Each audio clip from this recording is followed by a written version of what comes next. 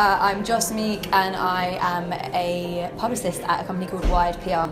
When we're taking on an artist, we tend to look for somebody, one, that we love. Like, that's the most important thing. We need to really believe in the music we're pushing. So that's the first thing. The second thing is, do we think they've got longevity? Do we think that beyond us loving them, loads of people are going to love them, they're going to be able to build a career in all the different areas of the music industry?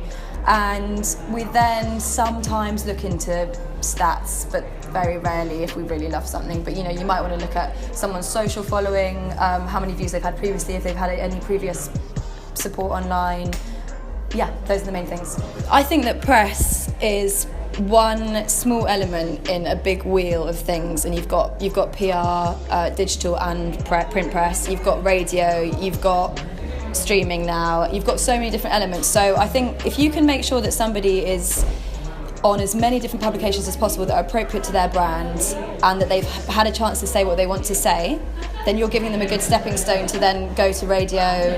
There are a lot of really good media platforms. Those are great sites that I could name lots of things that are taken as very credible online publications.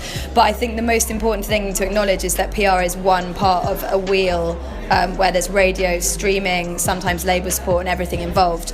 So you've got a lot of different people working on a lot of different things to help one artist, and media publications aren't the only thing. You've just been So I think Urban Development is an incredible platform for helping younger people get into the music industry, and I'd like to think that from a seminar which is related to urban development, you can build an awareness and understanding of how the industry works, both out the front and behind the scenes, and you've got a chance to ask people that work in the industry what their thoughts are and what their advice would be with regards to getting into it and doing what you'd love to do, because you've got to have a go at doing what you love to do before you settle for anything else.